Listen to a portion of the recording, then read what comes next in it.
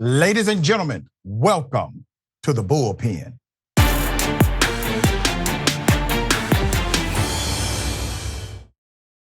In the bullpen today, we have Miss Victoria Snitz Sar Churchill, commentator, Young Voices, also an expert political analyst, among other things. Good to have you on the show. How are you? Thank you so much for having me on with you today, Dr. Ritchie. Great to be on with you. Great to have you.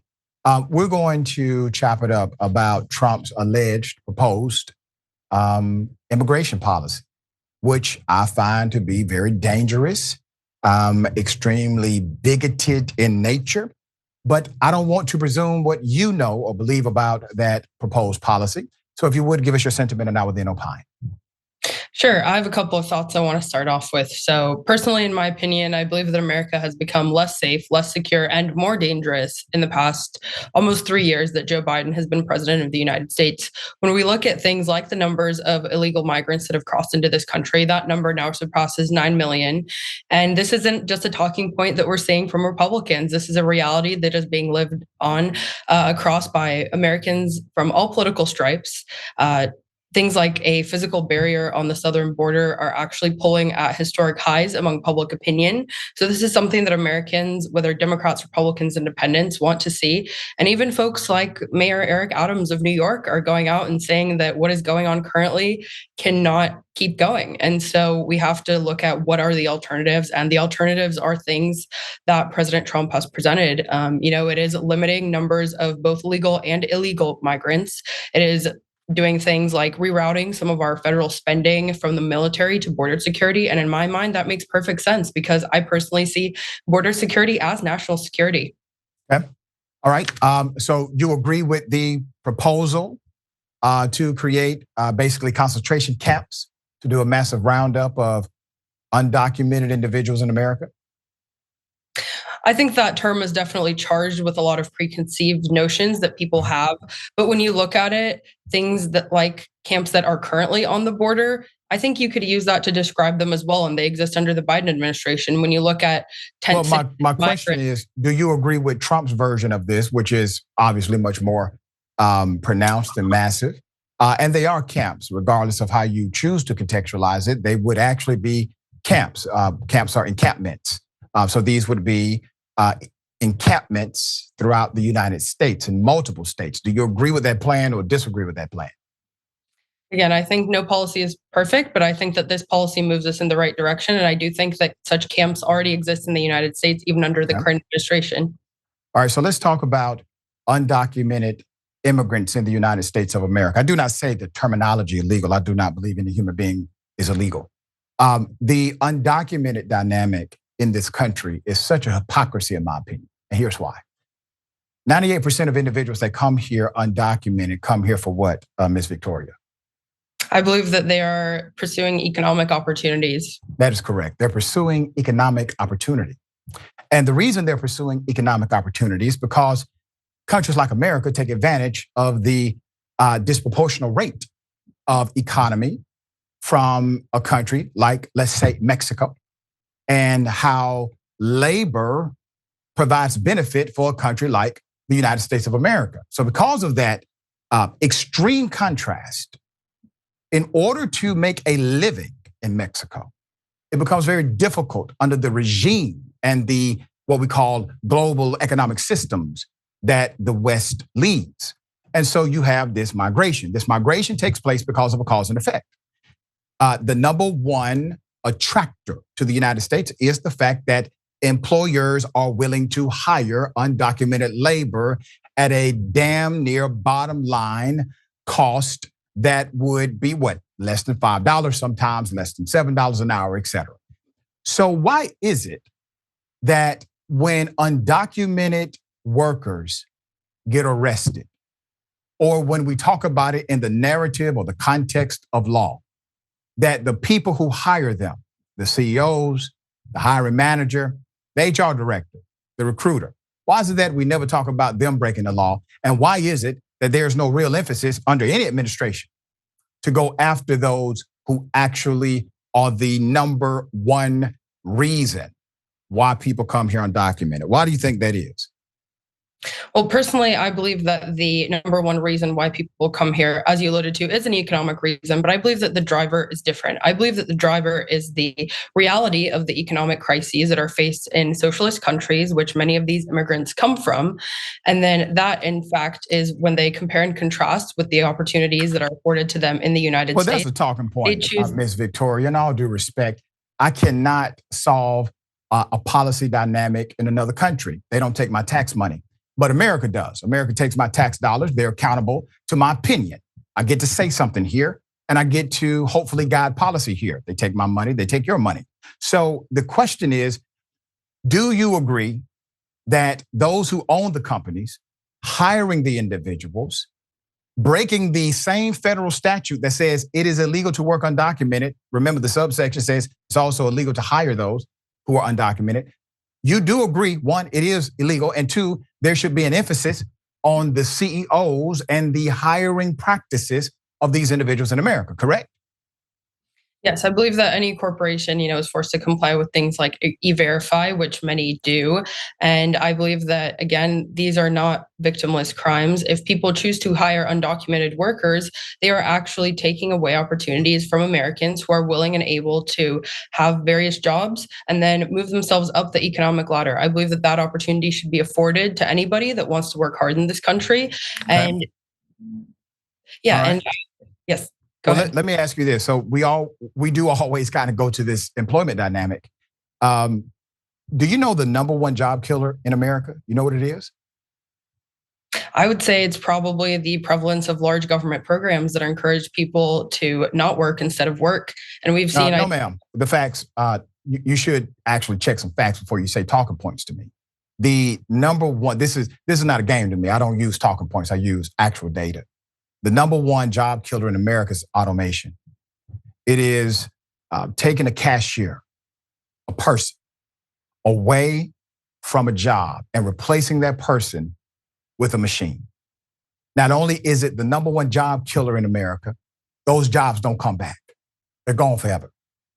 So if this is important to you because you care about Americans working, which I do, I care about Americans working, then why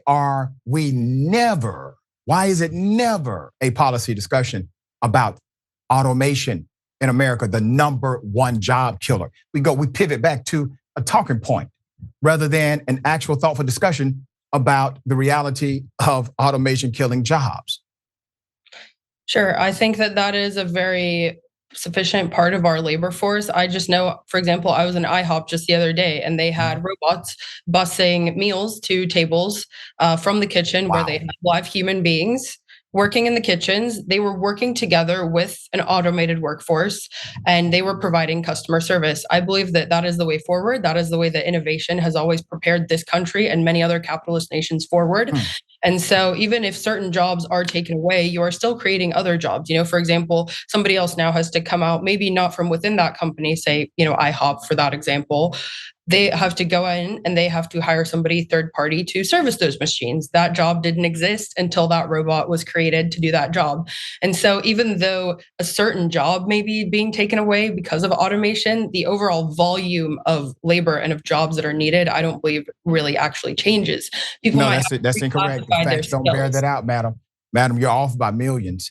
Millions, and I understand your point. Your point is well received, and I do get it, but you're incorrect on the numbers.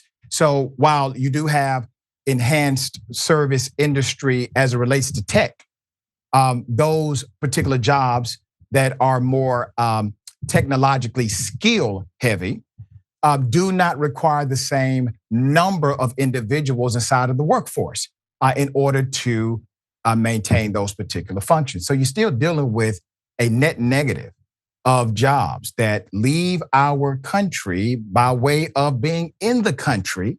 In addition to that, no matter what calculation, the number one reality about undocumented workers in America is that they contribute way more to the economic systems than they ever have dreamed of taking away. The most conservative estimate from Republican or conservative think tanks is that you have a net positive of over 10 million Okay, that's from the most conservative estimation. And I think those numbers get underrepresented in narratives that are somehow antithetical to those who are undocumented in America. Do you not agree that there has to be more of a nuanced conversation than putting folk, rounding them up and putting them inside of basically concentration camps in America? You don't think that creates more of a nightmare? I believe that we do need comprehensive immigration reform. This is something I talk about on a number of programs that I appear on. That includes both legal and illegal. But the number one step that we have to do is stop overwhelming the system, which means first shutting down the southern border. Then it means taking care of the people that are already here today, giving them pathway to citizenship if they have that. But to me, that means doing it the legal way. It does not mean having them cut in front of the line. This is something that I've personally experienced from the other side. My family came here in the year 2000, and we know that when my family was going through the system, we were going through it at the same time when I believe it's 2 out of the most 5 egregious immigration amnesty bills were signed, which overwhelmed the system. The system does need reform. You do need things like more caseworkers, more federal judges, but this does not mean that these people have to have an alternative path because they have been here for a certain time. I believe that the pathway should be reimagined again for everybody that wants to come to this country, but those that are here illegally do not deserve any kind of special treatment. And again, especially because personally, somebody that is a legal immigrant, somebody whose family lived here for over a decade, paying taxes, contributing to programs that people that are illegal, for example, benefit from, I believe that legal migrants are actually at the biggest disadvantage because there's, like I said, in my personal case, a decade plus of whether we were paying the taxes, but like you and I today, we couldn't actually contribute and have a voice in our politics, in our democracy. And that's why I think first we have to address the legal avenues that somebody can come to this country. And that is the way that we should be encouraging them to come, but not the illegal way that over 9 million individuals have come since the start of the Biden administration. We say 9 million. There are others that estimate it to be over 20. And the reality is nobody knows the actual number. These are all guesstimations, okay? Every single one of the numbers proclaimed is a guess. It's not a fact. But the reality is this. We talk about immigration in the context of us and them. It is us and us. We're all human beings. We're all people. And we understand cause and effect. If America wanted to solve this problem, they would do things that made sense. Like number one, going after the CEOs who create the problem.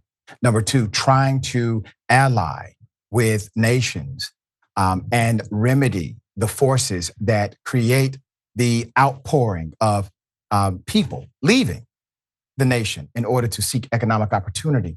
America fights wars claiming they're the good guys and they must be involved in this conflict. Well, what about the economic conflict?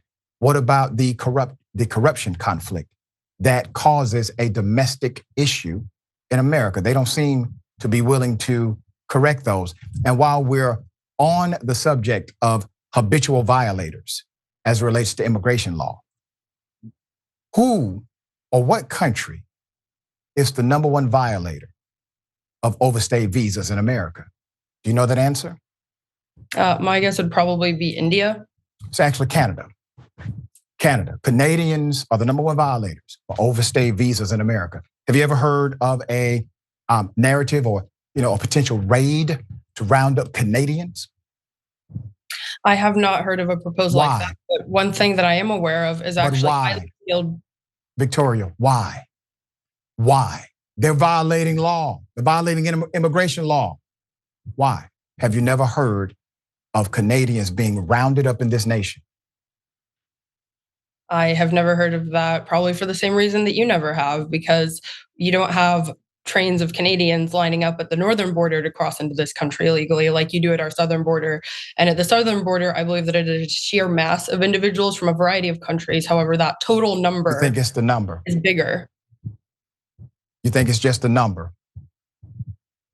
I've always tried to base my arguments in facts and figures that have solid data behind them. So I always tend to look at the numbers when I'm forming my own opinions and arguments. Well, my point to you is that not only have you never heard that Canadians are the number one violators of overstayed visas in America, which makes them what? Undocumented, makes them in the country, being in the country illegally. You're not going to hear about some massive law enforcement apparatus coming after them. And that is because the narrative to white Canadians that narrative does not fit like it fits to brown people who are trying to work to make ends meet. All right, I'll let you have the last word. Go ahead.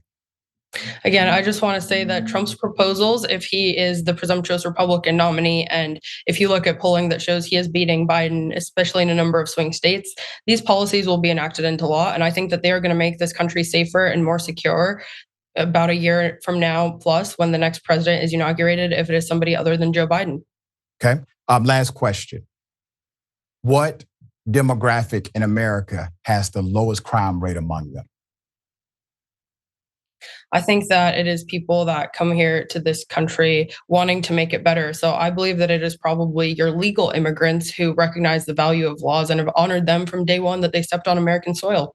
All right. It's actually undocumented individuals. They have per capita, percentage wise, the lowest offense rate than any other demographic in America. Just, you can check the facts on that one. I do appreciate you being on the show. Thank you.